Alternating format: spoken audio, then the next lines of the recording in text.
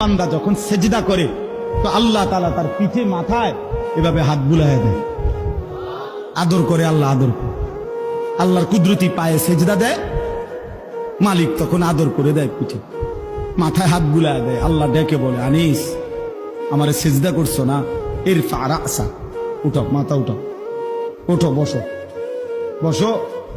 আর কিছু বলবা কিনা বলো? তো বান্দা বলে, আত্তাহিয়াতু লিল্লাহি ওয়াস সালাওয়াতু ওয়াত তাইয়্যিবাত।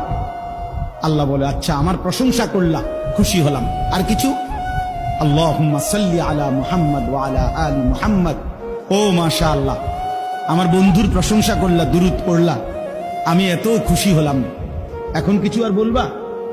তো বান্দা বলে, আল্লাহ সেজদা দিয়ে আপনার কাছে আসলাম, আপনার প্রশংসা করলাম, আপনার বন্ধুর দুরূদ পড়লাম, একটা উদ্দেশ্য আছে, মাকসাদ আছে। কি মাকসাদ, কি উদ্দেশ্য? আল্লাহুম্মা ইন্নী যালামতু নাফসি যুলমান কাসীরা। আয় মাওলা, আমি বড় নাফরমান মাওলা, আমার গুনাহ অনেক বেশি মাওলা, আর আমি জানি ওয়ালা ইয়াগফিরুয যুনুবা ইল্লা আনতা, আপনি ছাড়া আর মাফ করার কেউ নাই। এই জন্য আপনার এত কাছে আসলাম, আপনার স্পর্শ পেলাম, আপনার বড় আকরাব ঘনিষ্ঠ হলাম। উদ্দেশ্য হলো ফাগফিরলি মাগফিরাতাম মিন ইনদিক, আপনার পক্ষ থেকে আমারে ক্ষমা করে দেন। ওয়ারহামনি, আমার একটু দয়া করে দেন। ইন্নাকা আনতাল গফুরুর রহিম, আপনি মাফ করবেন না কা? আপনি তো ক্ষমাশীল, আপনি দয়া করবেন না কেন? আপনি তো রহিম, দয়াবান। আল্লাহ বলে, কস কি রে বান্দা, এত আদর করে বললে মাফ না করি কেন? হ্যাঁ, কি কইছেন এখন?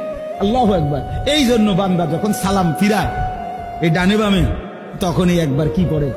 আল্লাহু আকবার। অর্থাৎ উদ্দেশ্য হলো সে সালাম ফিরাইয়াই আল্লাহু আকবার বলে, অর্থ বলে আর মানুষের জানায়, ভাই সাহেব আল্লাহ বহুত বড় মহান, উনি আমার মাফ করে দিচ্ছেন। আল্লাহু আকবার। এই জন্য আপনারাই তো কইয়া উঠলেন আল্লাহু আকবার, নিজে নিজে। আল্লাহু আকবার।